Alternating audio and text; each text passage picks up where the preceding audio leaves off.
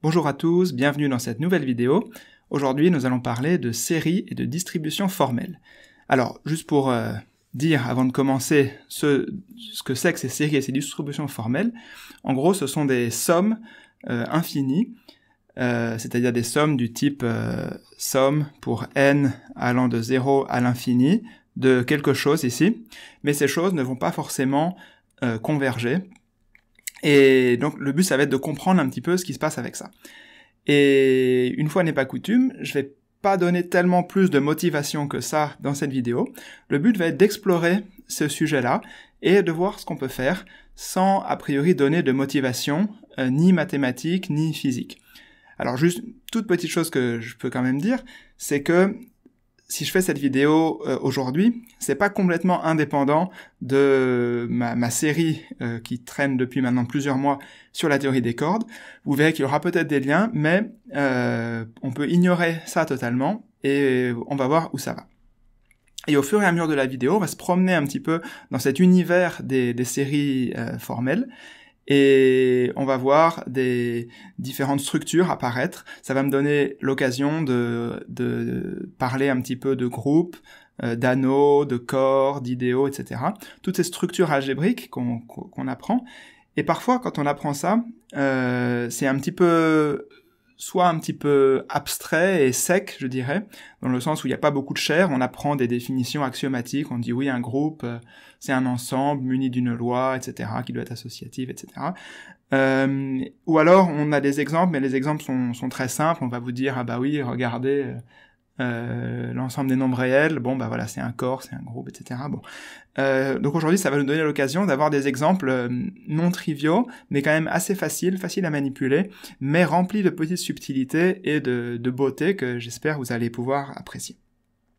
Donc voilà, je vais pas en dire tellement plus dans cette introduction, hein, c'est une approche un petit peu nouvelle dans cette vidéo, et on va commencer tout de suite. Donc avant ça, je voudrais comme d'habitude remercier tous ceux qui me soutiennent sur Tipeee. Si vous voulez en faire partie d'ailleurs, bah, le lien est en description et donc ça m'encourage à continuer ces vidéos et puis ça me fait plaisir de voir que c'est apprécié. Et donc je voudrais remercier tout particulièrement Nicolas Pau, Youssouf, Karine Berger, Clempar, Aurélien, Fleg, Samuel, Vincent, Lionel G, Duc de Blangis, Martin, Othman, Will 666, Aristophane, Samuel Benveniste, Christophe, Eric Devea et David pour leurs dons sur Tipeee. Et donc comme je l'ai dit, si vous voulez participer, vous pouvez donc faire ça. Si vous ne voulez pas donner d'argent, ce qui est tout à fait compréhensible, vous pouvez également juste vous abonner pour avoir les vidéos prochaines, mettre un pouce bleu, ou si vous voulez discuter de tout ça, vous pouvez utiliser les commentaires ou le lien vers le serveur Discord qui est en description, et dans lequel y a pas mal de gens qui discutent des sujets des vidéos ou de tout autre sujet. J'en profite pour dire que je reçois pas mal de questions par mail ou par message sur l'orientation, sur les études, et je suis en fait assez peu qualifié pour y répondre parce que ça fait un petit moment que j'ai quitté les études. Et sur le Discord, il y a beaucoup plus de gens qui y sont et donc qui seront à même de répondre. Donc si vous avez ce genre de questions, c'est aussi bien de venir sur le Discord. Voilà, donc sans plus attendre, commençons avec ces séries. Et donc je vais commencer par donner des exemples de séries. Qu'est-ce que je veux dire par série formelle? Bon bah, les séries, c'est des objets qui sont omniprésents en analyse. Donc des exemples de séries, c'est par exemple, si vous l'avez la somme pour n allant de 0 à l'infini de z puissance n, eh bien, on peut dire que ceci, c'est égal à 1 sur 1 moins z. Donc ici, z, on peut considérer que c'est un nombre réel ou un nombre complexe. Comme je veux me donner la possibilité d'utiliser des nombres complexes, j'utilise la lettre z, mais si vous voulez penser x, c'est pareil. Une autre série que vous connaissez sans doute, c'est la somme pour n allant de 0 à l'infini de z puissance n sur factoriel n. Cette série-là, c'est la série exponentielle, donc ça, je peux dire que c'est égal à exponentielle de z. Voilà, donc ce sont des exemples de séries, et habituellement dans les études, on voit ça précisément comme des sommes infinies de nombres réels ou complexes. Par exemple, vous prenez ici z égale 1/2 par exemple, et alors vous vous dites, ah ben alors somme pour n allant de 0 à l'infini de 1 sur 2 puissance n, eh bien ça vous fait 1 sur 1 moins 2, ce qui fait, alors attendez, est-ce que je me suis trompé déjà dans les signes, pardon, 1 moins 1 moins 1/2, et donc ça vous fait donc 1 sur 1 moins 1/2, 1 moins 1/2 ça fait 1/2, donc ceci ça fait 2. Et donc ça c'est le truc standard où bah, vous avez 1 plus 1/2 plus 1/4, etc. Ça fait 2 gâteaux, quoi. Voilà. Et puis ici, bah, pareil, si vous remplacez z par un certain nombre, par exemple z égale 1, eh bien vous allez trouver ici l'exponentielle de 1, c'est-à-dire le nombre e. Et effectivement, le nombre e, c'est égal à cette série-là. Voilà, donc ça, ce sont des exemples de séries, et donc on peut voir ça comme des sommes infinies, et pour ça, il faut étudier si elles convergent ou si elles divergent. Par exemple, ici, j'ai pris z égale 1/2, maintenant si je prenais z égale, non pas 1/2, mais 2, alors j'obtiendrais une somme du type somme n allant de 0 à l'infini de 2 puissance n, et alors là, vous allez trouver, si vous mettez ça là-dedans, 1 sur 1 moins 2, c'est-à-dire moins 1, et donc, est-ce que ceci est vrai? Bah évidemment non, la somme des 2 puissance n, ça va pas faire moins 1. Donc ceci évidemment c'est faux, donc je le barre. La raison pour laquelle la première est vraie et la seconde est fausse, c'est parce qu'il y a une différence fondamentale entre ces deux séries, c'est que cette série-là, elle converge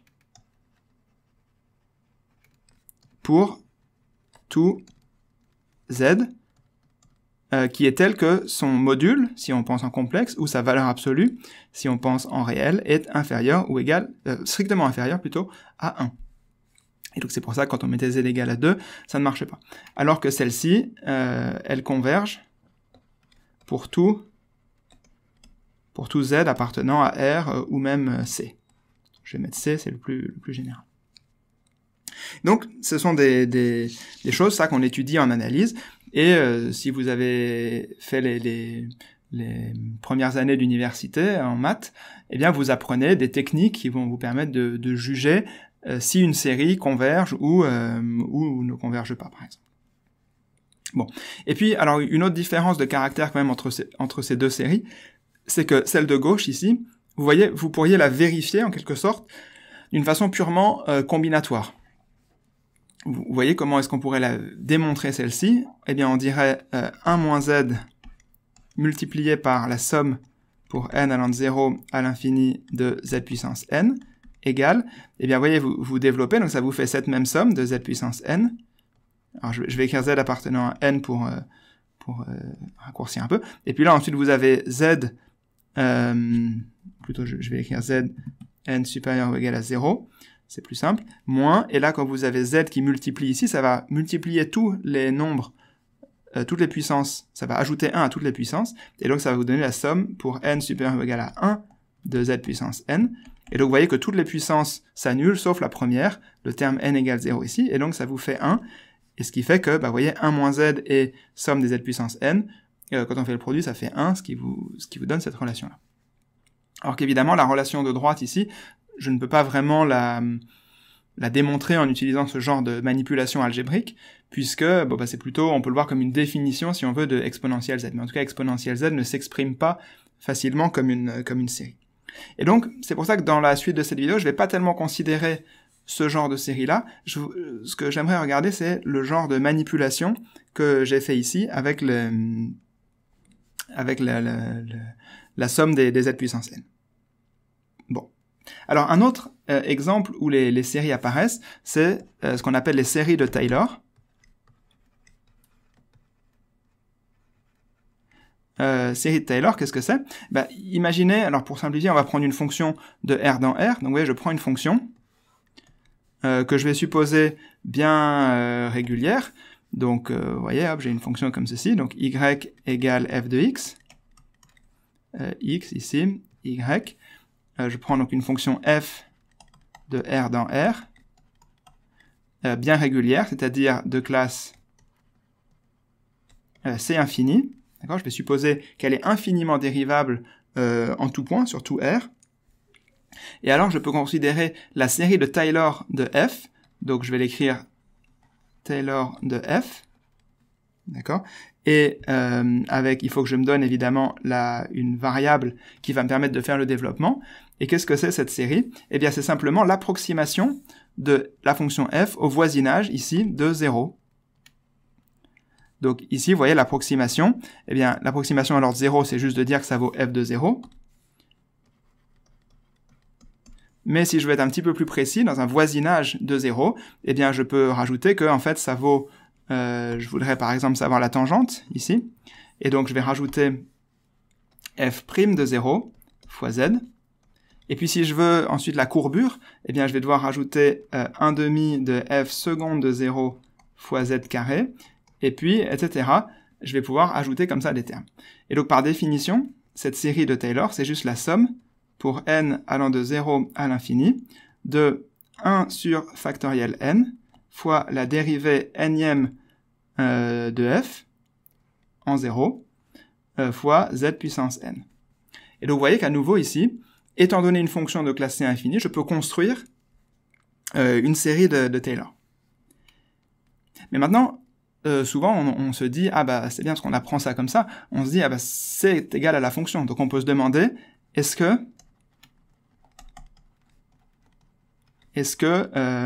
f de z, c'est-à-dire que je prends un nombre maintenant réel z, et je le substitue dans cette formule, donc est-ce que f de z est égal à la série de Taylor de f évaluée en z?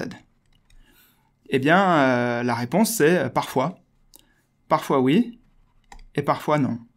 Les deux cas sont possibles. Le cas où c'est oui pour tout z appartenant à R, c'est le cas pour des bonnes fonctions, par exemple c'est le cas pour l'exponentielle, ici. En fait, ça c'est la série de Taylor de l'exponentielle. Donc dans ce cas-là, c'est vrai pour tout z appartenant à R ou à C, c'est ce qu'on appelle une fonction analytique, mais parfois c'est faux, et comme vous le savez, si on prend une fonction du type exponentielle moins 1 sur x carré, et puis 0, la série de Taylor peut être identiquement nulle, alors que la fonction ne sera pas nulle. Donc pour les fonctions non analytiques, on n'a pas ça. Mais en tout cas, ce qui est certain, c'est que la série de Taylor, elle n'est sensible que... Alors cette série de Taylor, elle n'est sensible que à ce qui se passe autour d'un petit voisinage, ici, de 0. Sensible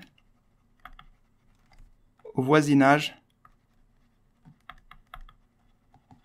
de 0. Vous voyez, si vous modifiez la fonction, disons, par ici, vous vous dites, ah bah ici, je la change, et au lieu de partir comme ça, je vais partir, hop, comme ça. Eh bien, si rien n'a changé au voisinage de 0, la série de Taylor n'a aucun moyen de le savoir, parce qu'elle ne sent que les dérivés de la fonction f. Donc vous voyez, c'est quelque chose de local. Donc c'est vraiment un point très important qui va revenir beaucoup dans cette vidéo. La série de Taylor, c'est une notion locale. Et alors, comment est-ce que, malgré ce caractère local, comment est-ce qu'il est possible que, pour certains cas, comme l'exponentielle, la connaissance de ce qui se passe au voisinage de 0 soit suffisante pour connaître ce qui se passe partout? Eh bien, c'est simplement que la fonction a une énorme rigidité. Être analytique, en fait, même si c'est le cas de beaucoup de fonctions qu'on connaît, c'est le cas des polynômes, c'est le cas des fonctions exponentielles, sinus, cosinus, etc. Mais en fait, c'est très très rare, les fonctions analytiques. Il n'y a aucune raison, a priori, que la connaissance de ce qui se passe au voisinage de 0 soit suffisante pour vous dire ce qui se passe très très loin. Bon, donc, ce que je voudrais illustrer donc, avec cet exemple-là, c'est le caractère local de ces séries. Et qui peut paraître un petit peu contre-intuitif, parce qu'en général, c'est pas vraiment cet aspect-là qu'on considère. Et alors, une autre question qu'on pourrait se poser ici, c'est quand je dis est-ce que f de z est égal à la série de Taylor, ici je l'ai évalué en z, donc j'ai supposé que z était un nombre complexe, ou un nombre réel. Ici j'imagine que z appartient à R par exemple. Mais dès que je fais ça, vu que c'est une série infinie, eh bien il faut que je me demande, est-ce que cette série d'ailleurs, de prime abord, est-ce qu'elle converge même, avant de demander si c'est égal? Est-ce qu'elle converge? Je vais poser la deuxième question, donc ça en fait ça devrait être la deuxième question. La première question c'est est-ce que la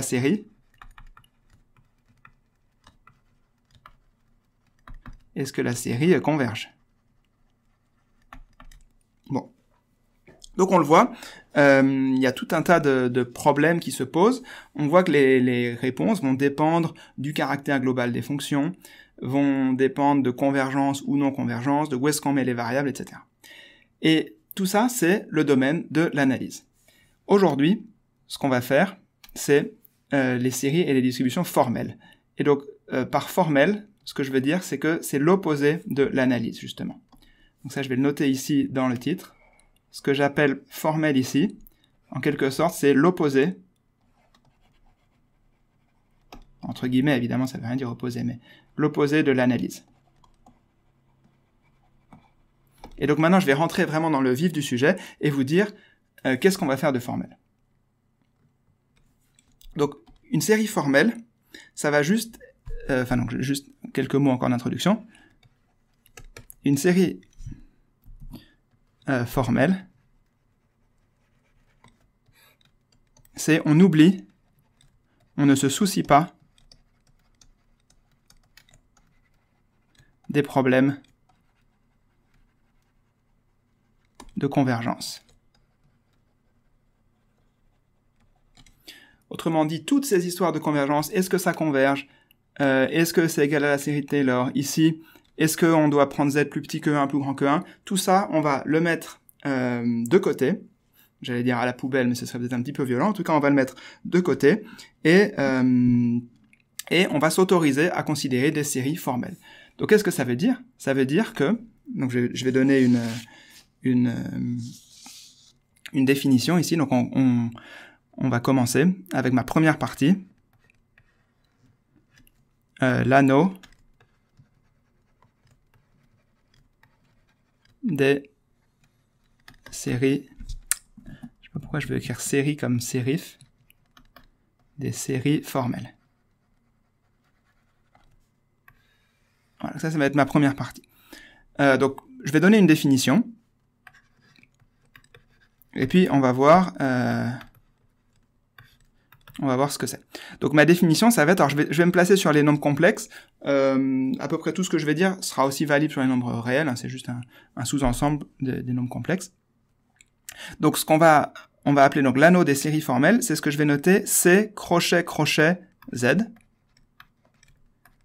Qu'est-ce que c'est? C'est juste l'ensemble de tous les objets de la forme somme pour n appartenant à n de a puissance n, z puissance n, où les an sont des nombres complexes. Donc pour tout n appartenant à n, an, c'est juste un nombre complexe. Donc voilà, ça c'est la définition de cet ensemble des séries formelles. Donc qu'est-ce qu'on voit ici? Une série formelle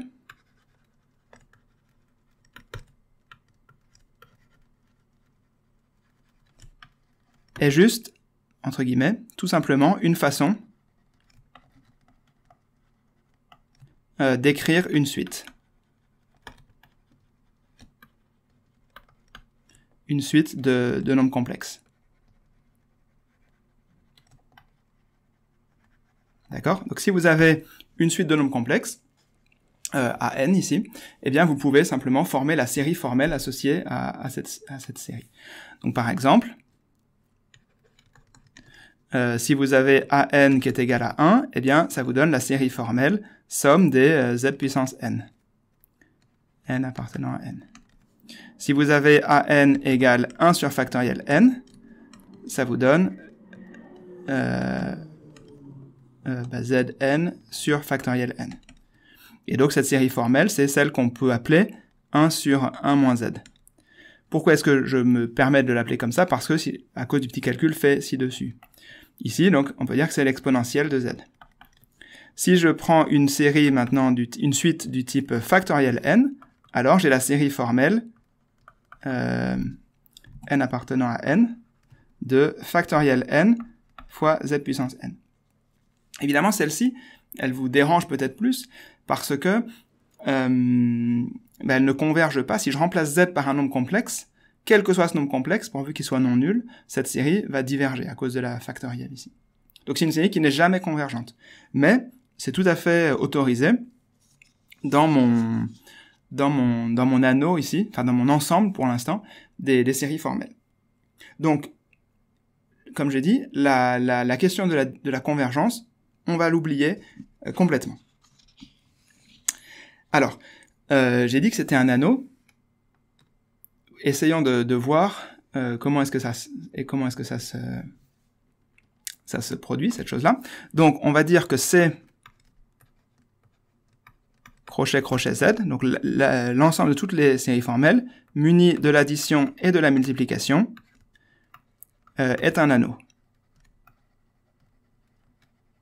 Et même un anneau commutatif. Alors, qu'est-ce que ça veut dire que c'est un anneau commutatif? Donc, je l'encadre en rouge, c'est une propriété qui est très facile. Donc, qu'est-ce que ça veut dire être un anneau? Un anneau, c'est un ensemble dans lequel vous pouvez additionner, multiplier, et puis ces lois de l'addition et de la multiplication doivent satisfaire un certain nombre de propriétés. Donc l'addition doit être commutative, la multiplication est aussi commutative, donc on peut multiplier ou additionner dans les deux sens, ça donne le même résultat. Et puis l'addition est... la multiplication est distributive sur l'addition. Si vous avez A fois B plus C, c'est A fois B plus A fois C, etc. Les propriétés usuelles qu'on a dans les entiers, les réels, etc., avec l'addition et la multiplication. Et donc ici, évidemment, il faut que je définisse ce que ça veut dire que plus. Bon, on va le définir avec les lois complètement intuitives. Si j'ai une première série, donc je vais pas réécrire toujours, donc la sommation, c'est toujours sur n appartenant à n. Donc si j'ai une série du type somme des an z puissance n fois plus somme des bn z puissance n, eh bien la somme, je vais la définir tout simplement comme étant la somme des an plus bn fois z puissance n. Ça, c'est complètement évident. La deuxième chose, c'est le produit. Et c'est là que c'est un petit peu, on donne un peu plus de structure que si on avait juste dit, finalement, une série formelle, c'est comme une suite. Mais si je vous disais juste c'est comme une suite, alors la chose la plus intuitive pour multiplier, ce serait de multiplier terme à terme. C'est-à-dire, si j'ai AN et BN, je multiplie terme à terme. Sauf que ça vous ferait pas du tout une bonne structure. On va le voir tout à l'heure. Ici, comme on a cette écriture-là, eh bien, c'est assez naturel de se dire somme des AN Z puissance N fois somme des Bn Z puissance N, eh bien, c'est juste, on va faire le produit terme à terme, c'est-à-dire on va faire la somme, voilà, je vais peut-être l'écrire explicitement pour que vous voyez bien, c'est la somme pour n appartenant à n de une certaine chose ici, fois z puissance n. Quel est le coefficient de z puissance n? Vous voyez que si vous développez ça, donc si je l'écris un petit peu au début, A0 plus A1Z plus A2 Z2, etc., fois B0 plus B1Z plus B2 Z2, etc. Bon, d'abord, il faut écrire le terme de degré 0, bon, là c'est A0, B0. Ensuite, les termes de degré 1, donc vous voyez que pour avoir du degré 1, il faut soit multiplier du degré 0 ici avec du degré 1, ça va vous faire du A0, B1 plus A1, B0, en faisant ça, et c'est tout, fois Z. Et ensuite, les termes de degré 2, là, vous pouvez faire A0 fois B2, A1 fois B1, donc A0 fois B2, ou A1 fois B1, ou A2 fois B0, fois Z carré, etc. Et donc, ici, je vais mettre simplement la somme pour K allant de 0 à N, de AK, B, N-K. Donc, vous voyez, cette formule, elle n'est pas du tout tirée du chapeau. C'est la formule naturelle qui vient du fait qu'on veut manipuler ces séries formelles. Et donc, encore une fois, vous voyez, il n'y a aucune histoire ici de convergence, mais malgré tout, on utilise vraiment le fait qu'on manipule ces sommes.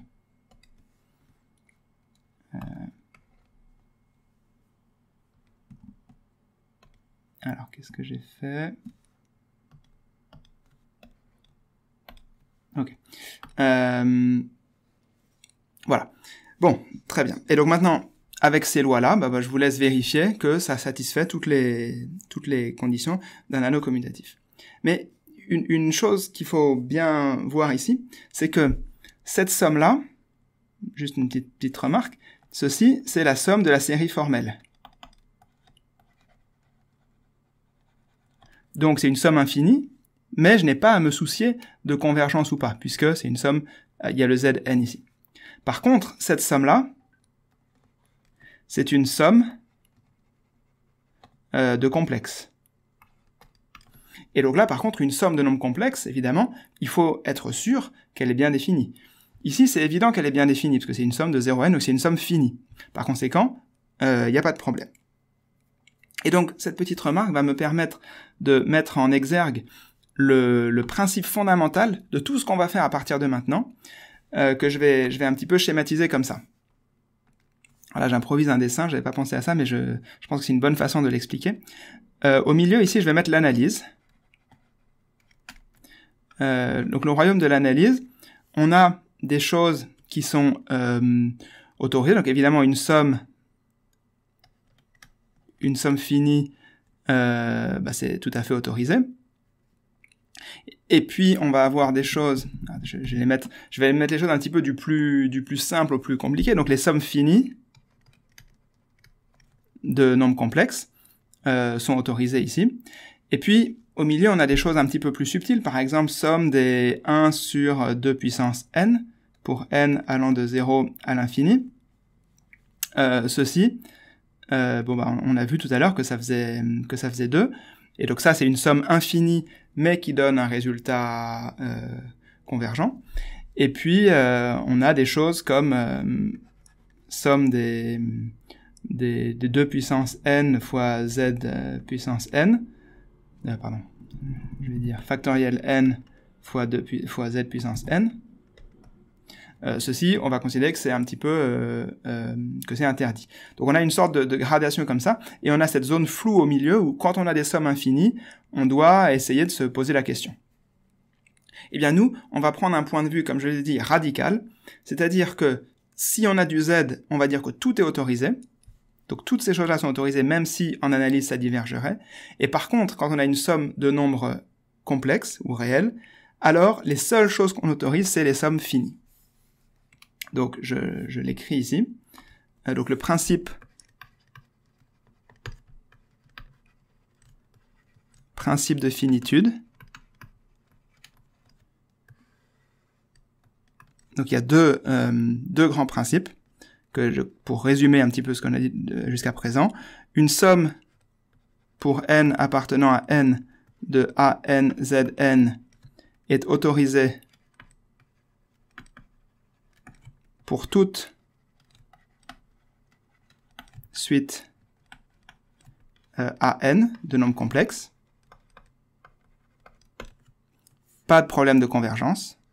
Par contre, une somme pour n appartenant à n de an, sans le zn, donc une somme maintenant de nombres complexes, n'est autorisée que si an est égal à 0 pour tout n, sauf un nombre fini de termes.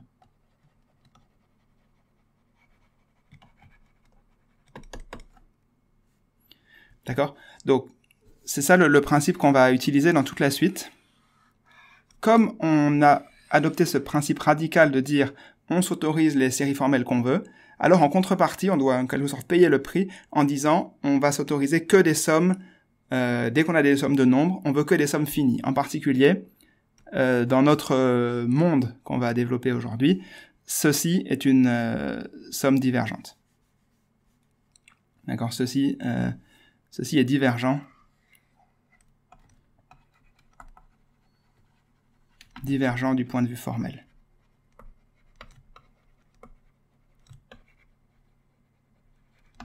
D'accord? On ne s'autorise pas à avoir ce genre de somme-là. Et c'est ça qui va nous permettre quand même, bien qu'on autorise n'importe quelle somme infinie, c'est ça qui va nous permettre de rester dans des choses raisonnables. Voilà, donc ça c'était le principe de finitude. Voyons une autre propriété de cet anneau des séries formelles. Donc maintenant vous voyez, grâce à ces deux lois ici, on a pu définir ce que c'est que la somme et ce que c'est que le produit, donc on a un anneau. Et maintenant vous pouvez vous poser les questions, est-ce que cet anneau est un anneau agréable, est-ce qu'il ressemble aux anneaux que je connais? La réponse est globalement oui. Donc l'anneau, on va appeler ça théorème, c'est un grand nom pour une propriété extrêmement simple, mais donc l'anneau des séries formelles, donc C crochet crochet Z plus fois est intègre, c'est-à-dire pour toute A, B appartenante à cet anneau, donc pour dès que vous vous donnez deux séries formelles, si AB est égal à 0, alors soit A égale 0, soit B égale 0. Donc c'est une propriété qui est très facile à démontrer. Comment est-ce qu'on peut démontrer ça? Si vous prenez deux séries, alors le plus simple c'est peut-être de montrer la contraposée. Si on suppose que A est différent de 0 et B est différent de 0, ça veut dire que vous prenez deux séries formelles, donc deux séries de ce type-là, d'accord, qui sont non nulles. Ça veut dire qu'elles ont au moins un terme non nul.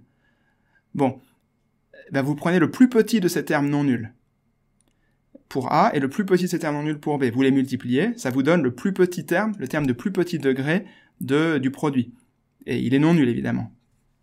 Et par conséquent, le résultat est non nul. Donc, vous voyez, c'est très simple à démontrer.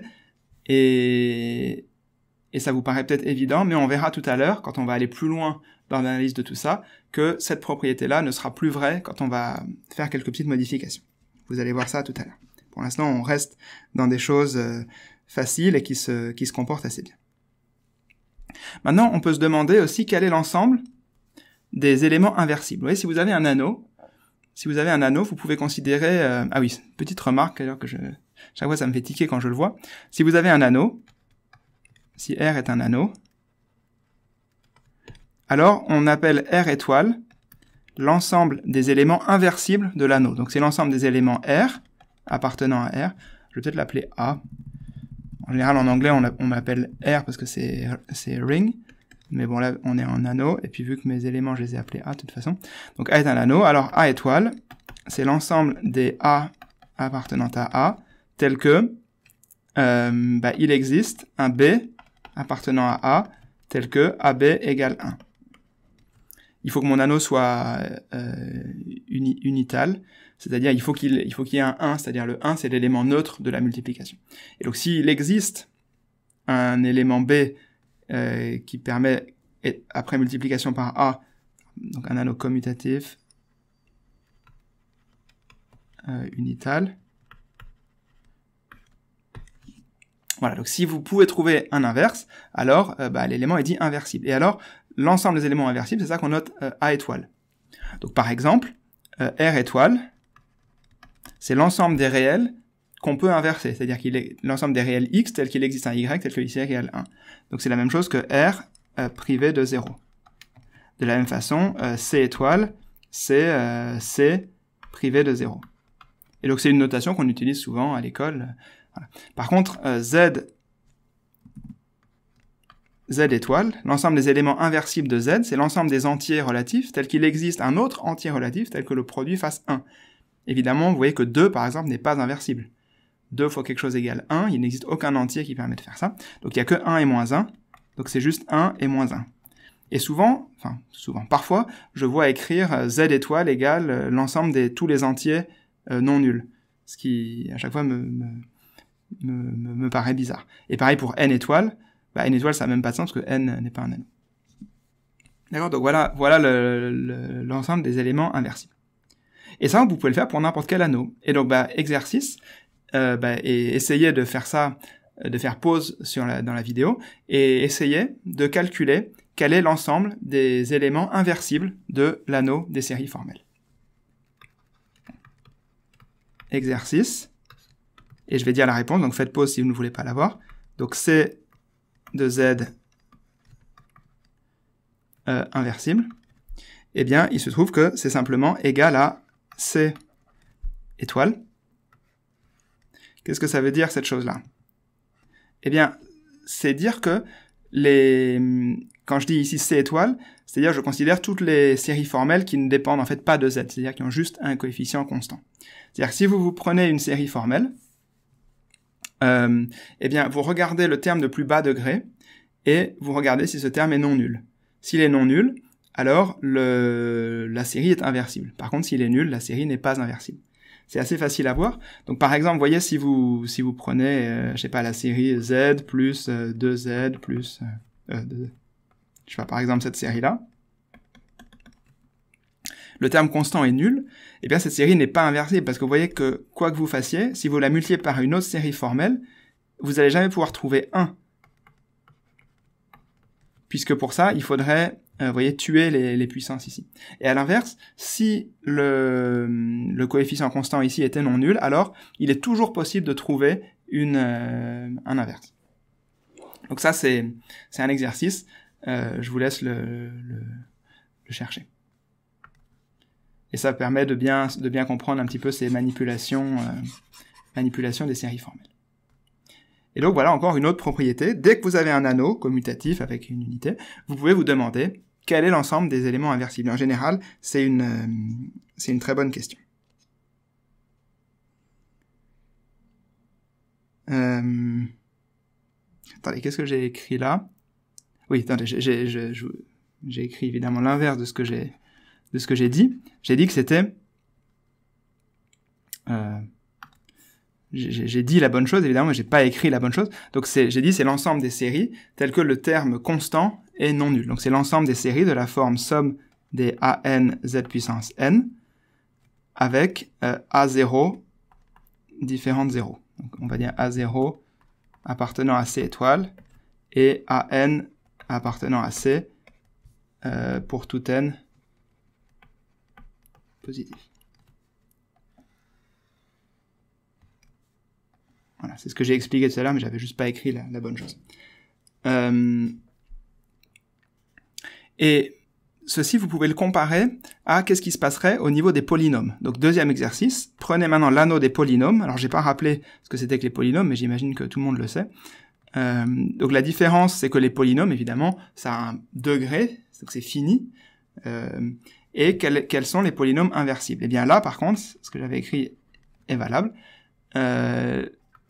Les polynômes inversibles, c'est exactement C étoile, dans le sens où là, il n'y a que les constantes, et les constantes qui sont non nulles. Les polynômes constants non nuls sont inversibles, mais dès que vous avez un polynôme, par exemple, 1 plus z, 1 plus z, vous voyez que c'est pas inversible dans les polynômes. Il n'existe pas de polynôme tel que 1 plus z fois un autre polynôme est égal à 1, puisque tout simplement le degré est additif, donc ça ne marcherait pas.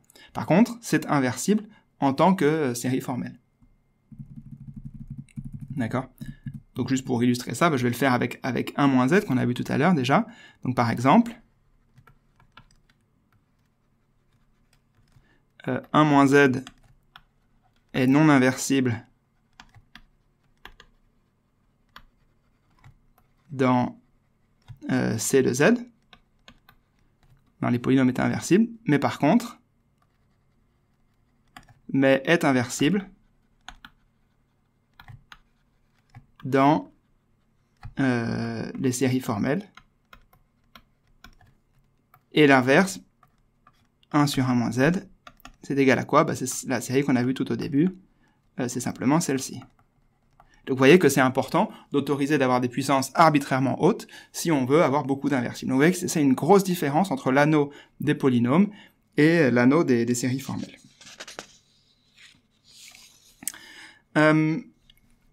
Voilà, donc ça c'était la première, la définition de l'anneau des séries formelles. Je vais appeler ça petite 1, définition. Maintenant, je voudrais, avant de passer à la suite, j'ai dit ici qu'on ignorait complètement les aspects de convergence, mais je voudrais juste faire un petit aparté à ce sujet, puisque c'est quand même intéressant. On va pas vraiment l'utiliser dans la suite, mais je veux juste mentionner les aspects métriques. Parce que peut-être que certains sont vraiment très très habitués, et à raison d'ailleurs, ont appris que dès qu'on manipule les sommes infinies, il faut vérifier que ça converge, sinon ça n'a pas de sens. pour cela, on peut quand même les rassurer, parce qu'en fait, il est possible de rendre toutes ces séries convergentes, y compris des séries comme celle-ci. On peut montrer qu'en fait, elles sont convergentes. Comment est-ce qu'on va faire? Bien, il suffit de changer la définition de convergente, ou plutôt, quelle est la définition de la norme, ou de la distance qu'on va choisir. Et donc, choisissons une... je vais définir une nouvelle norme. Donc on définit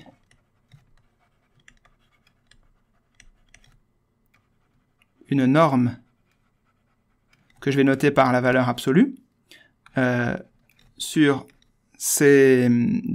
l'ensemble donc des séries formelles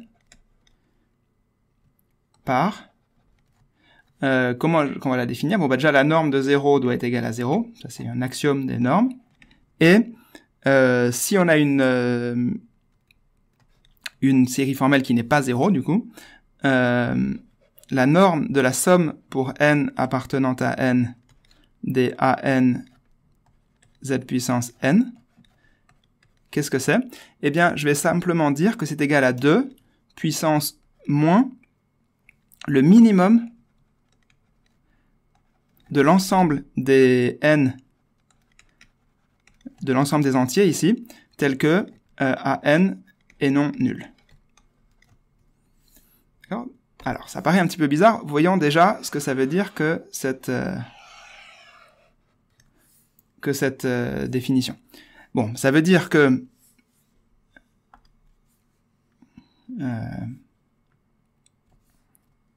d'accord, donc ça c'est évidemment pour sinon, si la série n'est pas nulle.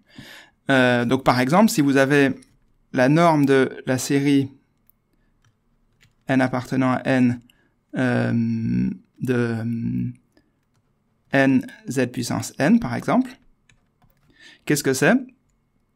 Eh bien, c'est tout simplement, vous regardez le plus petit n tel que le coefficient ici soit non nul, donc vous voyez que c'est 1, parce que pour n égale 0, ici ça fait 0, mais pour n égale 1, c'est non nul, et donc c'est le plus petit. Il y a forcément un élément là-dedans, parce que sinon la série serait nulle, et donc c'est 2 puissance moins 1, autrement dit 1 demi.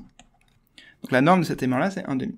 Plus généralement, la norme de an z puissance n, pour n'importe quel n, bah, ça vaut 0 si an est égal à 0, et ça vaut 1 sur 2 puissance n si an est non nul. D'accord? Et bon, et alors avec ça, vous voyez que alors on va le voir juste après. Donc on a défini une norme, et évidemment on peut définir aussi une distance, la distance étant juste la norme de la différence.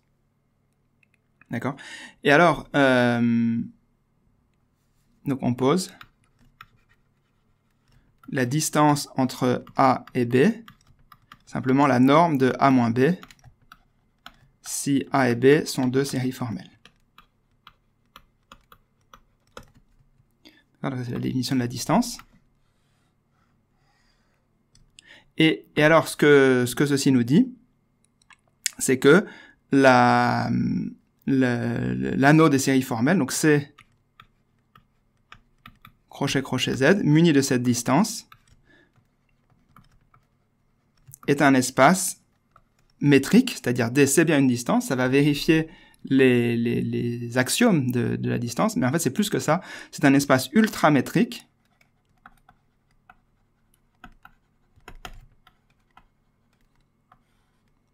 c'est-à-dire que la distance entre A et B, enfin, c'est peut-être plus simple de le faire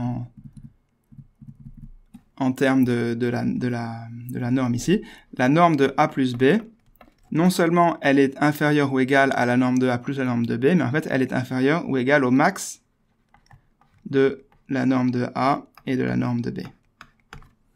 Alors c'est ceci la distance ultramétrique.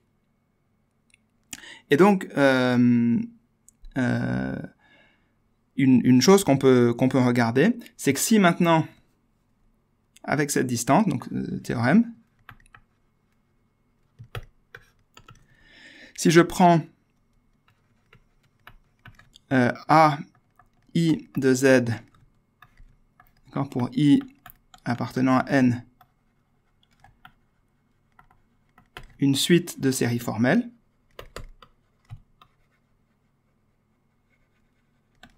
d'accord, je prends une suite de séries formelles, alors la somme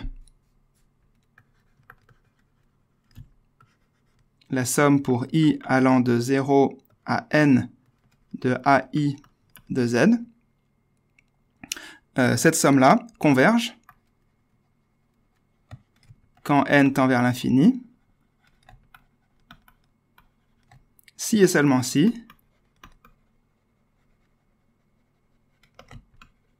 la norme de AI de Z tend vers 0 quand I tend vers l'infini. Et alors ça, je ne sais pas si ça vous surprend, mais ça doit un peu vous surprendre. Si vous avez étudié les séries, vous savez que si une série converge, alors le terme général de la série tend vers 0. Mais ce qu'on répète encore et encore, c'est que la réciproque est fausse, évidemment. Il existe des séries dont le terme général tend vers 0, mais la série elle-même ne converge pas. Par exemple, la série harmonique, la somme des 1 sur n, ne converge pas. Et ici, pourtant, c'est si et seulement si. Il suffit de vérifier que la somme tend vers 0. Ceci est très fort, donc je vous laisse le voir, mais ça vous montre à quel point le monde formel est plus simple que le monde de l'analyse. Grâce à cette distance qu'on a choisie, on arrive à avoir comme ça des choses, des théorèmes qui sont extrêmement simples. On n'a jamais à se soucier d'epsilon et de choses fines.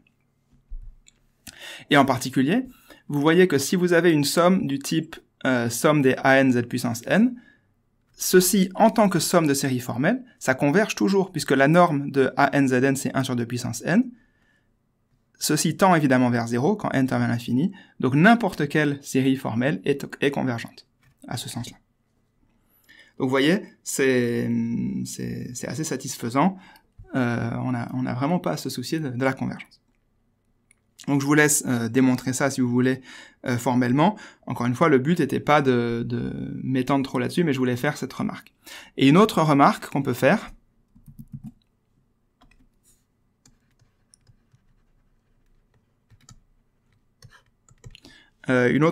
c'est que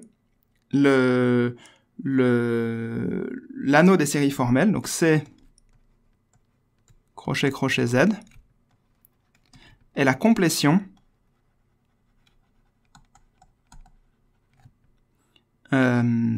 c'est la complétion métrique de l'anneau des polynômes, en fait. De C de Z pour cette distance-là.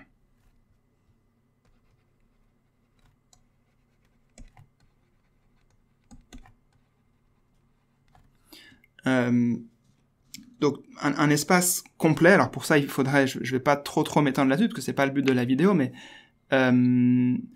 à partir du moment où vous avez une norme sur un espace, donc évidemment cette norme-là que j'ai définie sur l'anneau des séries formelles, on peut la définir aussi sur les polynômes, et donc vous pouvez vous demander, étant donné une suite de polynômes qui devrait converger, c'est-à-dire une suite de Cauchy, donc une suite de Cauchy, c'est une suite telle que, pour tout epsilon que vous vous donnez, il existe un certain rang à partir duquel l'écart entre deux termes arbitraires de la suite sera toujours plus petit que epsilon.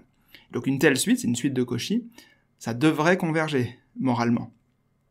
Sauf que, bien dans les polynômes, par exemple, ça ne marche pas, ou dans les rationnels, ça ne marche pas. Et pour ça, vous pouvez donc ensuite compléter. Qu'est-ce que ça veut dire compléter? Ça veut dire que on va trouver un ensemble plus gros, qui lui est complet, c'est-à-dire dans lequel toutes les suites de Cauchy convergent, et qui contient l'ensemble du début, et donc c'est son complété. Et il y a une façon canonique, disons, algorithmique d'obtenir ça, c'est de prendre précisément l'espace de toutes les suites de Cauchy et de déclarer que c'est ça la complétion. Alors plus précisément, deux suites de Cauchy, on va dire qu'elles représentent le même élément si leur distance converge vers 0.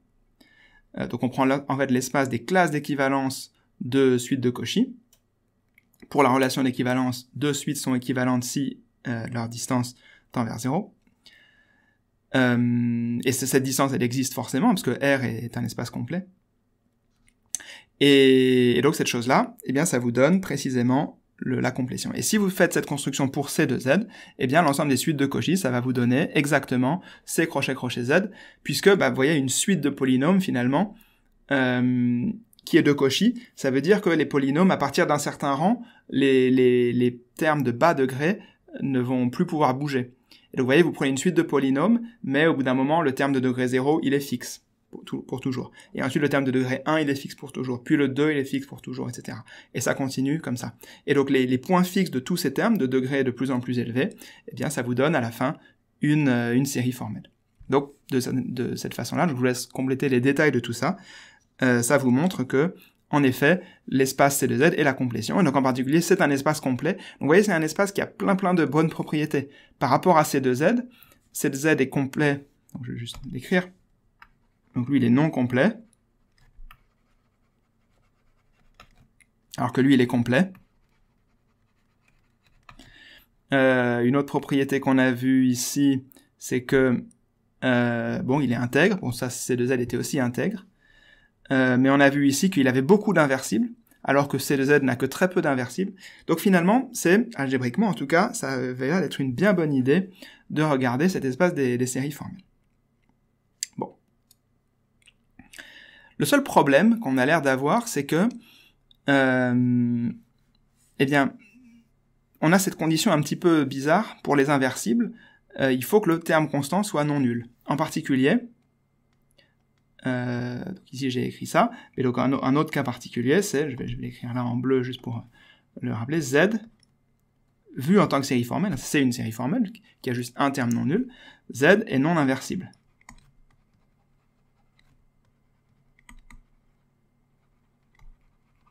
D'accord? Puisque son terme constant est non nul, est nul plutôt. Bon. Et donc il semblerait qu'on ait en quelque sorte, du point de vue de l'inversibilité, on a fait le travail presque jusqu'au bout. Vous voyez, en ajoutant, en autorisant la série à être infinie vers la droite, on a quasiment réglé le problème de l'inversibilité, qui était vraiment très sévère chez les polynômes, mais en quelque sorte, on n'a pas fait le travail jusqu'au bout. On a oublié une chose, on a oublié Z. Et donc c'est à ça qu'on va remédier dans la deuxième partie de cette vidéo, où on va maintenant avoir aussi que Z sera inversible. Donc cette deuxième partie, c'est ce qu'on va appeler les séries de Laurent.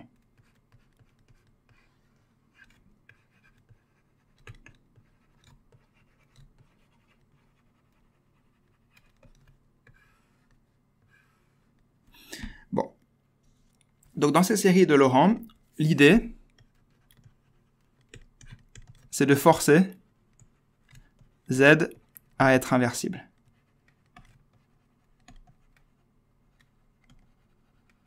Bon. Et alors, on va voir que ça, c'est quelque chose de radical. Et dans cette partie, on va voir les implications algébriques de ça, mais aussi géométriques. Et on va revenir sur l'histoire du début, où on voyait des propriétés locales, comme ça, des fonctions. Et donc, cette chose qui peut paraître bénigne, en fait, c'est assez puissant. Donc, comment est-ce qu'on va faire ça? En fait, c'est assez facile, algébriquement. Définition. On va poser donc C parenthèse parenthèse Z. Donc ça va être l'ensemble des séries dites de Laurent. Qu'est-ce que c'est? Eh bien, c'est la même chose que l'ensemble des séries formelles. Mais maintenant, je m'autorise à avoir l'inverse de Z. Dans cette écriture-là, vous voyez, ceci c'est les séries formelles, et ceci c'est l'anneau des polynômes en Z-1. C'est-à-dire, je me donne un polynôme en Z-1, donc je vais avoir un certain terme constant, plus un terme Z-1, plus Z-2, plus Z-3, etc., jusqu'à un certain nombre fixé. Et les coefficients de ces choses-là doivent être des séries formelles, qui, elles, évidemment, s'étendent infiniment haut dans les Z. Donc si je faisais une espèce de graphe, juste pour vérifier que tout marche bien, vous voyez, par exemple, je vais mettre ici les puissances de Z sur un axe, comme ça. Bon, eh bien, j'ai ici une première série formelle qui est, ici j'ai 0, 1, 2, 3, etc. Et puis moins 1, moins 2, etc., moins 3. Bon, ben je me donne un polynôme en z-1, et le coefficient de z puissance 0, c'est une certaine série formelle. Donc il y a des coefficients non nuls, peut-être en z0, z1, 2, 3, 4, etc. Aussi loin qu'on veut par là. Et ensuite, j'ai un terme en z-1, qui a des coefficients ici, ici, ici, ici, etc. Aussi loin qu'on veut. Et puis en z-2, pareil, des coefficients, tout ça. Et puis z-3. Et donc si mon polynôme, par exemple, est de degré 3, ça veut dire que voilà, ça s'arrête là. Donc ce qui est très important, c'est que vous voyez, c'est fini ici. Je n'ai aucun terme, je n'ai aucune puissance de z plus petite que moins 3 dans ce cas-là. Et alors ce degré peut être arbitrairement bas, mais toujours fini. Donc une autre façon d'écrire ça, j'espère que vous avez compris avec ce dessin-là, c'est que c de z, je peux l'écrire comme l'ensemble de toutes les sommes pour n appartenant à z, maintenant, de an z puissance n, mais avec maintenant la restriction que, avec donc an appartenant à c, je vais l'écrire comme ça, donc pour tout n appartenant à z, an appartient à c, et surtout, il existe un entier n, un entier relatif, tel que, pour tout n plus petit que n, an est égal à 0. D'accord? Donc voilà la définition de mon espace C de Z. Alors, est-ce que cette chose-là fait le job? Eh bien, la réponse est oui, puisque maintenant, Z, par définition, comme vous le voyez, il a un inverse, qui est Z-1. Évidemment, on va avoir là-dedans la règle que Z fois Z-1 est égal à 1, donc Z a un inverse, c'est Z-1. Et cet espace-là, évidemment, on va aussi pouvoir, théorème,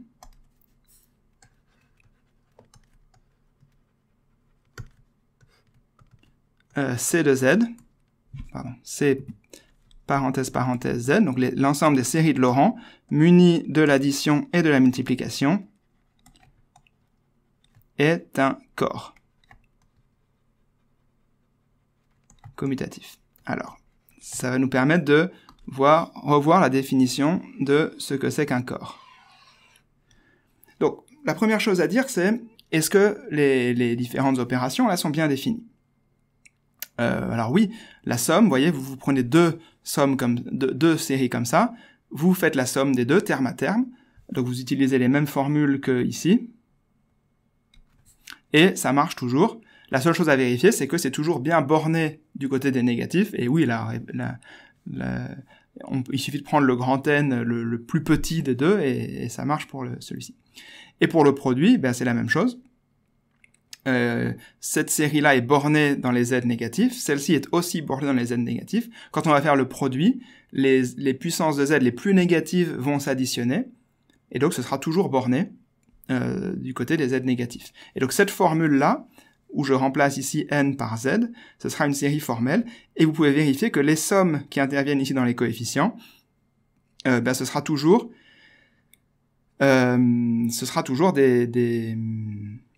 des sommes finies. Alors pour l'écrire un tout petit peu plus clairement, on va juste réécrire la définition du produit ici. Somme pour n appartenant à z de an z puissance n, ça c'est ma première somme, fois somme pour n appartenant à z de bn z puissance n. Je vais réécrire la même chose qu'avant, sauf que maintenant, il faut que je fasse un tout petit peu plus attention, donc ça va être la somme pour n appartenant à z, de quoi? Et bien de la somme pour tous les cas L appartenant à Z, tel que K plus L est égal à N, de AKBL fois Z puissance N.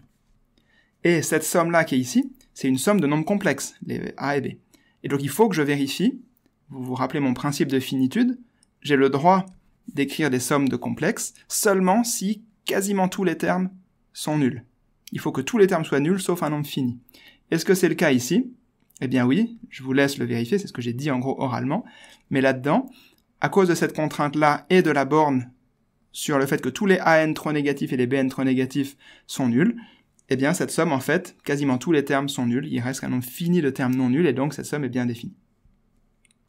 Donc, l'addition est bien définie, la multiplication est bien définie, vous pouvez vérifier que c'est associatif, commutatif, distributif, tout ce qui va bien.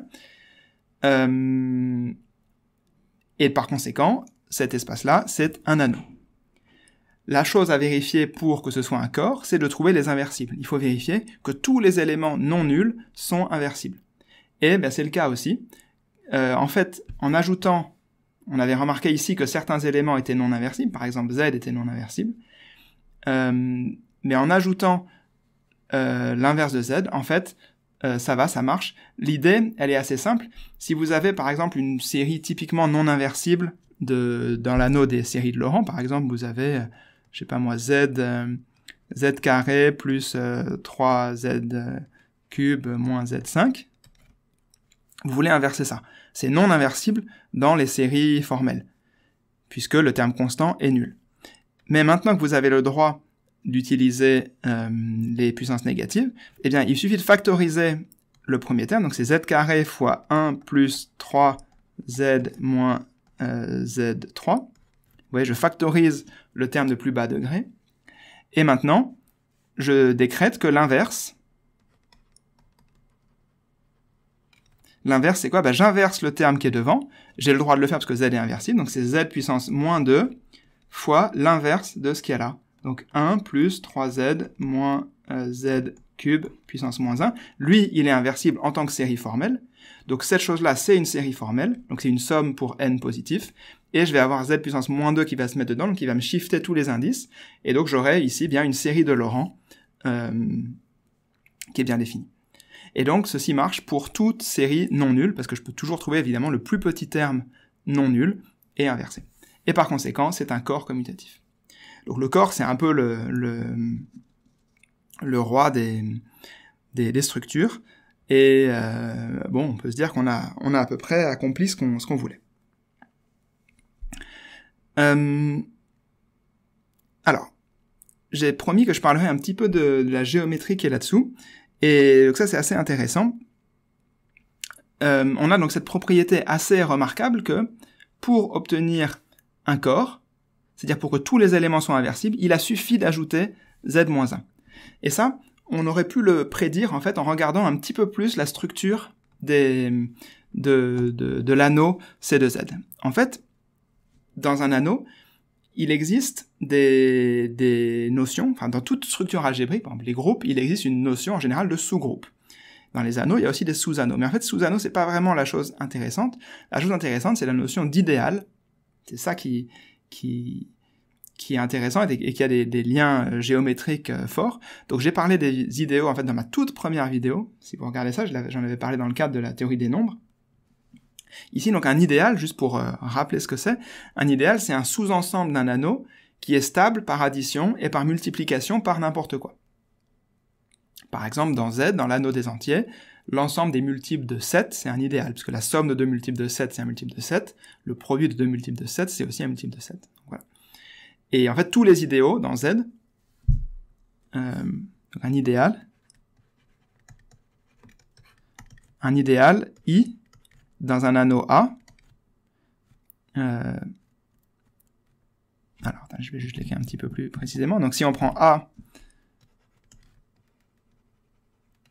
un anneau commutatif, alors une partie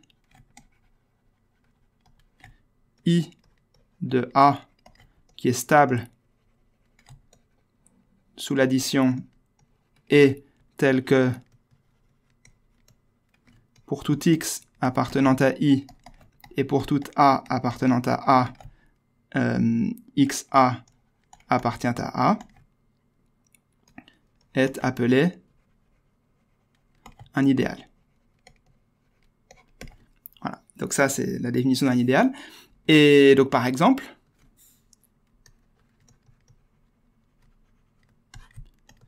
dans Z, les idéaux sont exactement les multiples des entiers. Autrement dit, l'ensemble des idéaux, c'est l'ensemble des, ce qu'on appelle, donc, parenthèse n, c'est l'ensemble des kn pour k appartenant à z. Donc pour chaque entier, vous avez un idéal, l'ensemble des multiples de cette chose-là. Et vous avez des idéaux qui sont inclus dans les autres. Hein, donc par exemple, vous avez l'idéal, bon bah le plus petit de tous les idéaux, ça va être 0. Mais par exemple, vous avez l'idéal 2. 2, c'est l'ensemble des nombres pairs.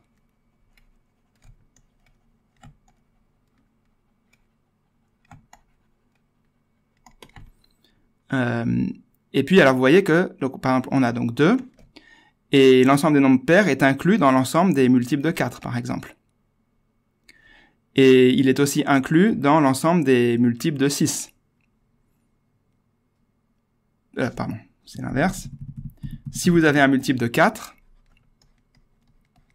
c'est aussi un multiple de 2. Si vous avez un multiple de 6, c'est aussi un multiple de 4. Mais évidemment, un multiple de 6 n'est pas forcément un multiple de 4, et réciproquement.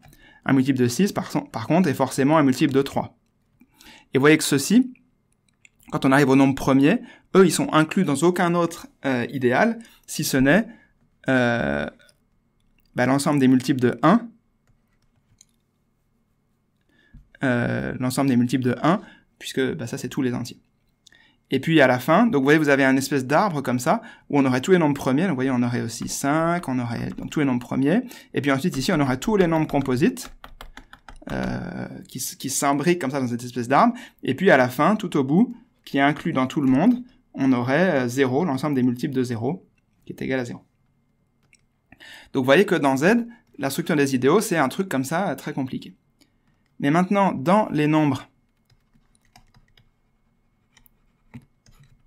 dans l'anneau des séries formelles, déjà on va regarder les polynômes, dans C de Z, pareil. Je vais écrire plutôt, dans C de Z, on a aussi une structure compliquée, qui en gros est la même qu'ici, c'est-à-dire que vous allez avoir plein de polynômes, et puis là vous allez avoir les multiples de plusieurs polynômes. Ici, tout à gauche, vous allez avoir les polynômes irréductibles, qui sont dans C de Z les polynômes de degré 1, et vous avez, voilà, cette structure très compliquée. Mais, dans C double crochet Z, la structure devient extrêmement simple. Toute cette énorme pataquès ici de tous les idéaux va se localiser, va devenir en fait unidimensionnel. On va avoir simplement le plus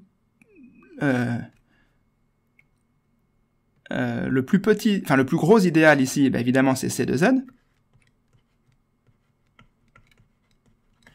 qui est l'idéal engendré par 1, de la même façon que ici. Mais en fait, vous allez voir que le seul idéal maximal, c'est l'idéal engendré par Z, l'ensemble de tous les multiples de Z. Et vous pouvez vérifier qu'il n'y a aucun autre idéal maximal. Si vous essayez, alors je vais écrire donc le résultat, mais donc il y a ça, et puis ensuite il y a l'ensemble des multiples de Z carré.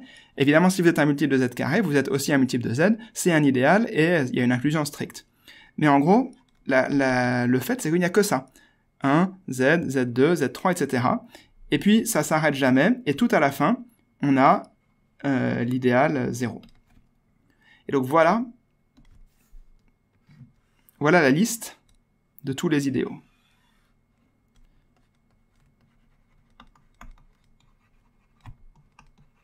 Donc vous voyez que c'est beaucoup plus simple que pour l'ensemble des polynômes. Donc encore une fois, ça vous montre à quel point la structure des séries formelles, c'est en fait une bonne structure. Et donc, alors dans n'importe quel anneau, vous avez toujours l'idéal nul, qui est d'un côté, l'anneau total qui est de l'autre côté, et vous pouvez vous demander quels sont les idéaux maximaux, c'est-à-dire ceux qui sont le plus à gauche de la figure, mais qui sont pas l'anneau tout entier. Et ici, il n'y a qu'un seul idéal maximal, il y a un unique idéal maximal, Et donc on dit que l'anneau est local.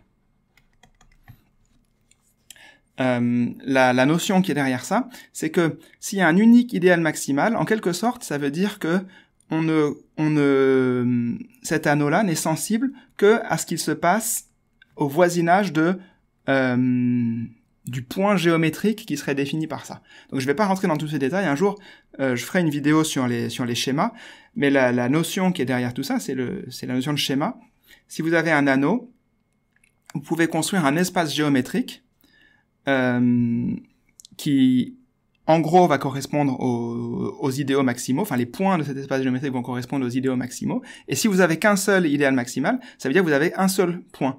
Et donc, la géométrie n'est sensible que à ce qui se passe vraiment au voisinage de ce point-là. Et c'est la version un petit peu plus précise de ce que j'ai essayé d'illustrer ici. Quand vous avez une série de Taylor, ben c'est une série formelle, elle n'est sensible que à ce qui se passe là, vraiment tout au voisinage. Pour une autre illustration de ça, encore une fois sans parler de toute la théorie des schémas, parce que c'est pas du tout le but, j'ai ni le temps ni l'envie de le faire ici, il faudra lui dédier une vidéo entière, parce que c'est vraiment un des sujets les plus beaux, je pense, de toutes les mathématiques. Mais donc pour une illustration,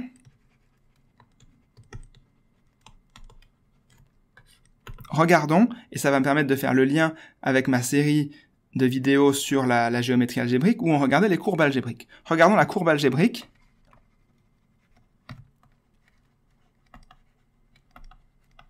Définie par l'équation y carré égale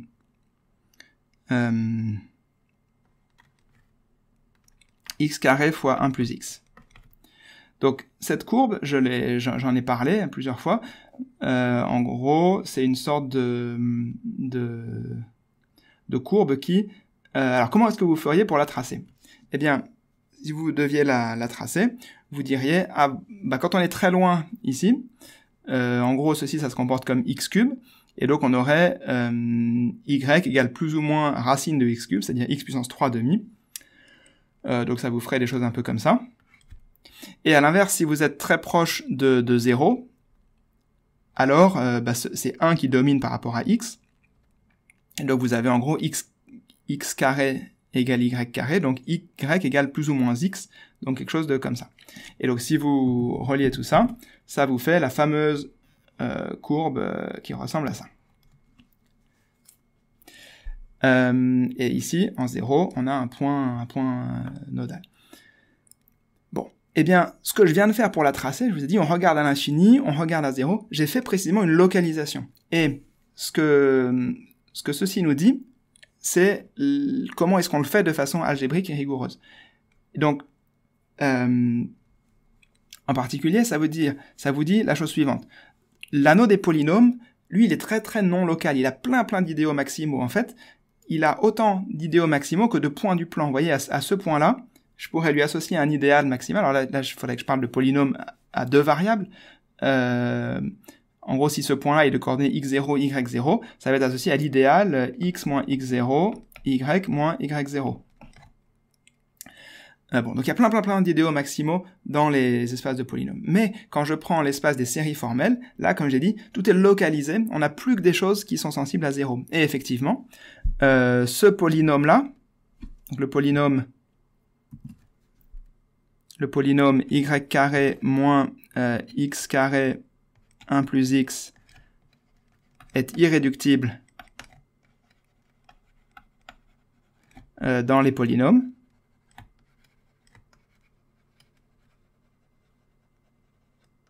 Mais il est réductible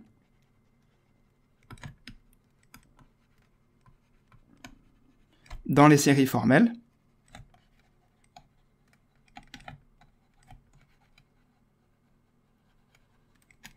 Dans le sens où dans les séries formelles, je peux prendre la racine carrée, donc je peux écrire que y est égal à plus ou moins la racine carrée de, donc ici x fois racine de 1 plus x.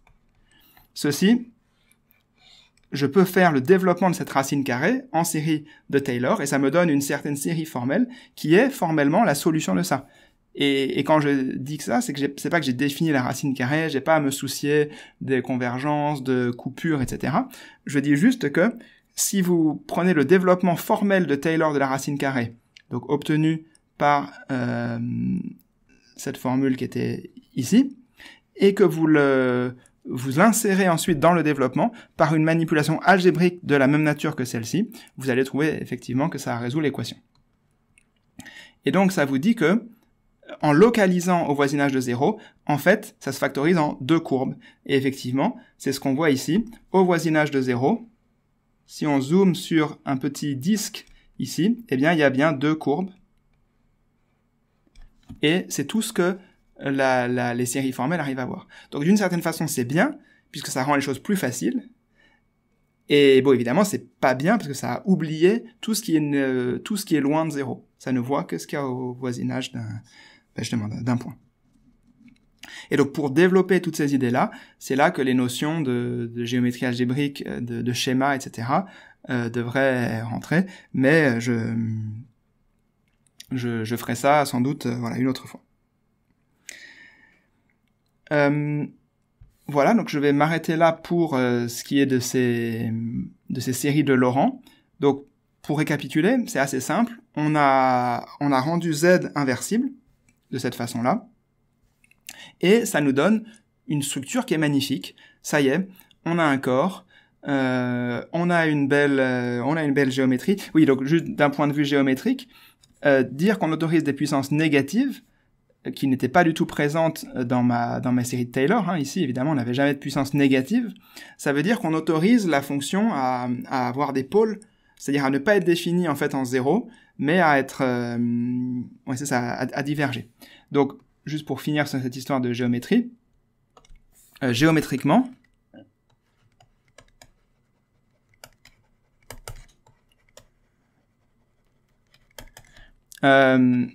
l'espace donc C de Z, l'espace des séries formelles, est en quelque sorte en correspondance avec un petit disque, vous voyez le disque que j'ai défini ici, qu'on appelle le disque formel, donc un petit disque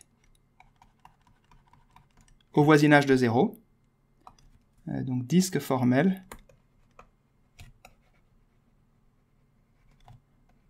autour de 0,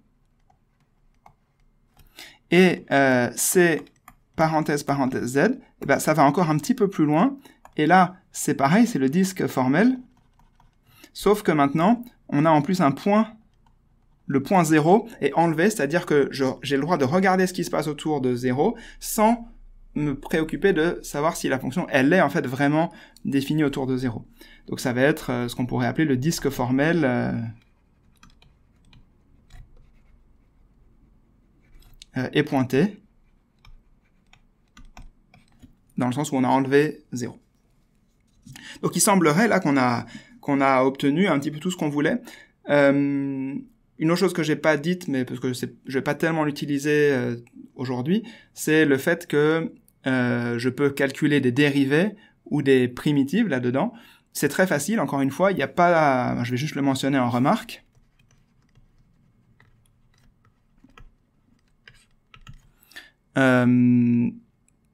Donc en remarque, si j'ai une série formelle, donc on peut définir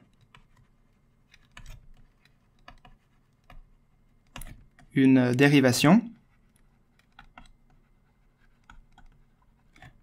que je vais noter d rond comme ça, ou d rond z si je veux expliquer quelle est ma variable, mais ici je vais pas le mettre, une dérivation sur c de z, évidemment aussi sur les séries formelles qui sont inclus dedans, par la formule à laquelle on s'attend tous, la dérivée de la somme des an zn, eh bien c'est simplement la somme pour n appartenant à z de an fois, je dérive ceci, donc j'obtiens n z n-1. D'accord? Donc c'est une formule qui est tout à fait attendue, et encore une fois, les miracles des manipulations formelles font que je n'ai pas à me soucier de convergence et tout ça. Donc je peux, sans vergogne, échanger, si on veut, le signe somme et le signe dérivé. Il n'y aura jamais de souci, tout ça c'est garanti. Et puis pour l'intégration, eh bien ça va être un petit peu pareil. La seule chose qu'on ne peut pas faire, c'est on ne peut pas intégrer z-1. Vous voyez, si je reprends un peu mon schéma ici, avec les puissances de z, 0, 1, 2, 3, etc., moins 1, moins 2, moins 3. Bon, bah si vous avez une certaine série qui a des coefficients partout, disons ici jusqu'à moins 3, alors je vais enlever moins 2, comme ça on verra mieux. Voilà, disons qu'elle a des coefficients ici. Alors, vous voyez que la dérivée, quand je vais appliquer la dérivée, eh bien, et puis que ça continue, eh bien 3, etc., tout ça reste. Et donc en gros, chaque terme ici, vous voyez, passe ici au précédent. Le terme 0, évidemment, la dérivée de 0, eh bien, ça fait... Enfin, le dérivé plutôt du terme, du coefficient de z puissance 0, c'est-à-dire des constantes, ça fait 0, donc lui, il va s'en aller. Et puis le terme en 1, en moins 1, il va aller en moins 2, le moins 2 va aller en moins 3, et ici, je vais avoir donc 0. Et puis si je dérive encore, eh bien, voilà, du suivant, je vais obtenir quelque chose. Lui arrive à 0. 0, évidemment, arrive à 0. Et puis lui va ici, lui va ici. Donc vous voyez qu'en dérivant, évidemment, j'obtiens toujours des séries de Laurent. Je tronque toujours, je vais devoir tronquer un cran plus bas, donc j'ai des choses de plus en plus singulières, mais c'est toujours fini, donc c'est bien défini. Et puis j'ai de plus en plus de zéros qui vont apparaître. Donc une dérivée troisième, elle aura 3 zéros dans son développement. Et par conséquent, si je veux intégrer des choses, c'est-à-dire faire l'opération inverse, eh bien évidemment, je ne pourrais le faire que si je n'ai pas de terme en z puissance moins 1. Si j'avais un terme en z puissance moins 1, on aurait envie de dire qu'on veut faire introduire des logarithmes, mais ici, on ne veut pas, se préoccuper de tout ça, donc on va pas faire ça. Voilà, donc ça c'était une remarque sur la dérivation. Et puis une troisième chose que je voudrais faire, c'est dire que, en fait, la plupart des choses qu'on a dites ici sont valables si on remplace C ici par un anneau quelconque. C'est-à-dire que je suis pas obligé de prendre des séries avec des coefficients qui seraient des nombres complexes, je peux prendre des séries avec des coefficients dans un anneau arbitraire. Donc, par exemple, si... Donc ça va être mon point... Alors c'est toujours dans les séries de Laurent, techniquement. Donc ça va être une dernière, c'est une sorte de remarque, mais donc remplaçons C par un anneau A. Toujours, je vais supposer commutatif. Alors, je vais pas supposer commutatif, en fait. Donc si je fais ça, si je remplace par un anneau, alors évidemment, certaines propriétés vont être perdues. Par exemple, si l'anneau n'est pas commutatif, évidemment, donc je vais pouvoir considérer A de Z, c'est l'ensemble des polynômes en Z. Je vais pouvoir considérer A crochet crochet Z, c'est l'ensemble des séries formelles en Z. Et puis je vais pouvoir considérer A parenthèse parenthèse Z, l'ensemble des séries de Laurent à coefficient en Z.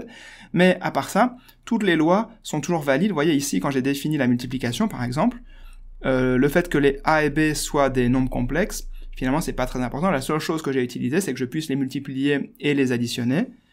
Et donc, j'ai toujours un anneau. Donc, ces choses-là sont toujours valables.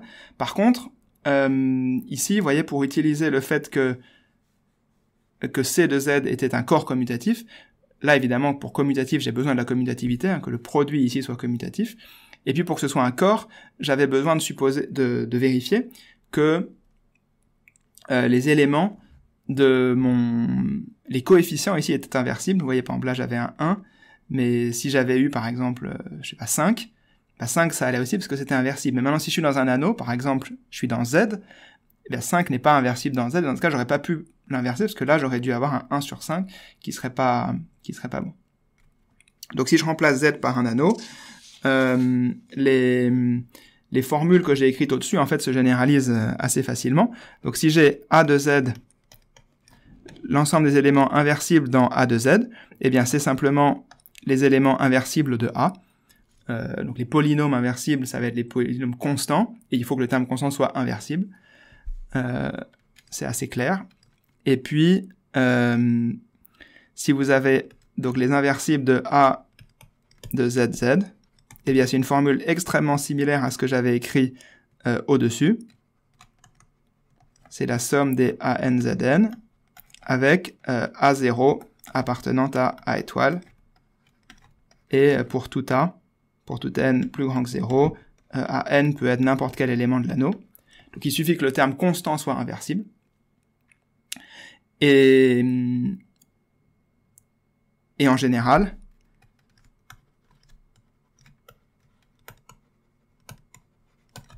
A parenthèse parenthèse Z n'est pas un corps. Pour la même raison ici, si tous les éléments de A ne sont pas inversibles, alors si le terme de plus bas degré n'est pas inversible, la série formelle, même de Laurent, ne sera pas inversible. Par contre, si A est un corps,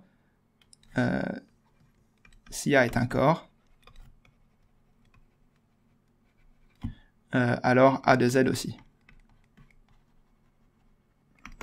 Voilà, donc ça c'est des propriétés assez faciles.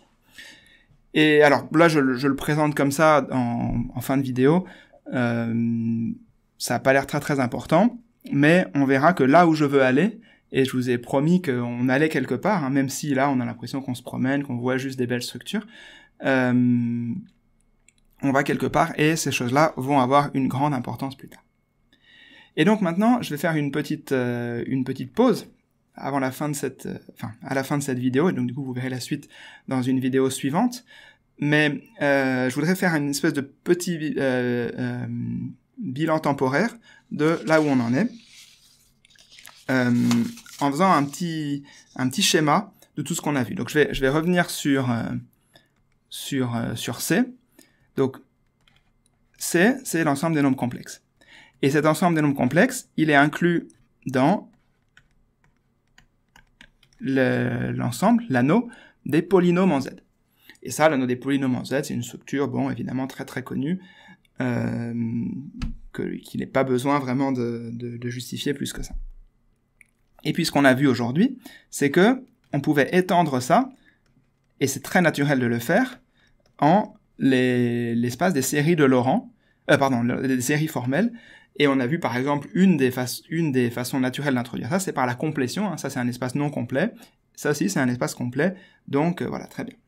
Mais là-dedans, c'est pas inversible, enfin tout n'est pas inversible, c'est pas un corps, hein, ça reste un anneau très sympa, un anneau local, comme on l'a vu, mais quand même un anneau qui n'est pas un corps. Et on a vu qu'il suffisait d'ajouter Z-1 pour obtenir l'espace des séries de Laurent, où là, par contre, c'est un corps. Donc là, on a l'impression que c'est un peu le Graal de ce qu'on voulait. Donc, qu'est-ce qu'on a fait pour ça? On a ajouté Z-1. Et si j'avais ajouté Z-1 à cette étape-là, en fait, j'aurais créé un autre anneau, tout à fait intéressant également, qui est l'anneau de tous les polynômes en Z et en Z-1. Donc ça, qu'est-ce que c'est? C'est les polynômes, donc si vous voulez, c'est les suites, qui sont bornées en haut et en bas, c'est-à-dire c'est un nombre fini de monômes, mais on peut avoir des puissances de Z positives ou négatives. Et si à partir de là, j'autorise à mettre des séries formelles en Z, d'aller aussi loin qu'on veut dans les puissances positives, j'obtiens ça. Donc ça, c'est un peu tous les espaces qu'on a vus. Mais vous voyez qu'il y a une espèce de symétrie entre Z et Z-1. Dans tous les entiers positifs ou négatifs, finalement, jouent des rôles assez similaires. Donc j'aurais pu faire toute cette même construction en partant des polynômes en Z-1. Ça, ce serait voilà, tous les polynômes en Z-1. Et qui est évidemment inclus dans ceci. Donc vous voyez, on commence à voir émerger une structure là, et rien ne m'empêche de considérer l'ensemble des séries formelles en Z-1. Et puis, vous voyez que du point de vue de Z-1, son inverse c'est quoi? Ce serait Z. Donc si j'ajoute Z, le seul non inversible de C de Z-1, ce serait Z-1 lui-même. Si j'ajoute Z, eh bien, je vais obtenir les séries de Laurent en Z-1. Et vous voyez, ça se ferme comme ça. Donc voilà un petit peu le résumé de tout ce qu'on a vu. Et on a dit ici, on a une sorte de Graal, puisque ce sont des corps, etc. Sauf que ça paraît quand même un petit peu bancal, cette histoire-là. Vous voyez, on a quasiment un cube, enfin un carré parfait, et on aurait bien envie de se dire, ah mais pourquoi est-ce qu'on n'a pas la possibilité de mettre quelque chose d'autre ici? Cette chose ici, vous voyez, ici, ce sont, je vous rappelle qu'un C de Z, parenthèse, c'était les séries comme ça où on est borné. On peut aller arbitrairement bas dans les négatifs, mais on est borné. Et l'autre, ça va être, on peut aller arbitrairement haut, mais on est borné. Pourquoi est-ce qu'on relaxe pas cette condition qui est quand même un petit peu pénible? Pourquoi est-ce qu'on la relaxe pas?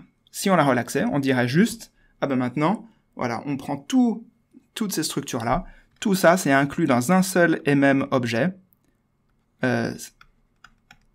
c'est, parenthèse, crochet de ZZ-1, c'est-à-dire les séries formelles en Z et en Z-1, c'est-à-dire que maintenant, on a le droit de faire n'importe quelle somme pour n appartenant à Z, de AN, ZN, sans aucune restriction.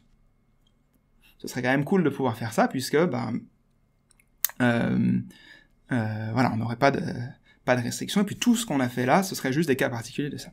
Sauf que si vous regardez des livres ou des cours sur ce genre de sujet-là, en général, on vous dit que c'est pas possible, et on vous dit, non, interdiction d'aller au-delà de ça. Jusqu'à là, les séries formelles, ça a un sens, mais au-dessus, on peut pas. Et la raison pour laquelle on peut pas, c'est que vous avez vu depuis le début, je vous dis, toutes ces choses-là, par exemple, ce sont tous des anneaux. La raison pour laquelle c'est des anneaux, c'est qu'on peut multiplier, et comme on l'a bien dit ici, je vous ai dit, la raison pour laquelle cette somme est bien définie, c'est parce que on a précisément ces bornes. Et si on enlève ça, alors cette somme-là va être infinie. Et en particulier, on ne pourra pas faire de multiplication. Un exemple de série, l'exemple de série le plus simple qui serait ici, ce serait par exemple de considérer juste la somme des z puissance n, pour tous les n appartenant à z. Sauf que, ça, ok, on pourrait dire c'est bien défini, mais maintenant si vous voulez le mettre au carré, qu'est-ce que vous obtenez? Vous voyez que là, tous les coefficients de cette soi-disant série seraient infinis. Donc effectivement, ça ne marche plus. Sauf que peut-être que vous vous rappelez, peut-être que vous avez vu déjà des objets qu'on peut manipuler, mais qu'on n'a pas vraiment le droit de manipuler. Ce sont les distributions. Les distributions, ce seraient des fonctions un peu bizarres qui valent 0 partout, mais qui valent l'infini en un point. Et donc l'exemple, c'est la fonction de la distribution delta. Et vous savez qu'on arrive quand même à la définir, mais on peut pas la mettre au carré. Et ça a l'air furieusement similaire à ça. Et ce qu'on va voir, c'est qu'en fait, oui, c'est autorisé, et on va effectivement regarder cet ensemble-là. Cet ensemble, c'est ce qu'on va appeler les distributions formelles. Et donc ça, c'est ce qu'on va voir dans la troisième partie.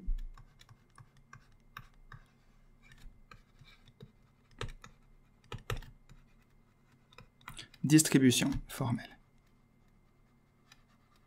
Et là, les distributions formelles, c'est peut-être encore plus beau que ce qu'on a vu jusqu'à présent, puisque, comme j'ai dit, comme tout est formel, on va pas avoir aucun des soucis de l'analyse, de convergence et tout ça. Bien qu'on manipule l'infini de façon complètement outrancière en apparence, en fait, tout va rester bien fini et bien défini. On n'a pas besoin de manipuler les epsilon et tout ça. Et si vous avez étudié les distributions, ce qui est déjà ce qui se fait à un niveau plus avancé que les séries et tout ça, vous avez vu qu'il y a vraiment beaucoup de problèmes. On doit regarder les fonctions, c'est infini à support compact, etc. Donc je vais expliquer un petit peu tout ça. Et on va voir à quel point les distributions formelles simplifient tout ça. Et on va voir qu'en fait, secrètement, ceci, c'est la fonction delta. Voilà, donc je fais une petite pause ici, et donc la suite de cette vidéo, qui va venir donc dans la partie 2, ça va être l'étude de ces distributions formelles. Donc je vous retrouve dans la vidéo suivante. Si vous ne savez pas où elle est, le lien sera en description. Voilà, si ça vous a plu, donc je pense qu'elle sortira une semaine après, mais je vais l'enregistrer là tout de suite à la suite, donc elle va vraiment sortir une semaine après. Si vous voulez pas rater la suite, abonnez-vous, mettez un pouce si vous avez aimé, et donc à tout de suite pour la suite.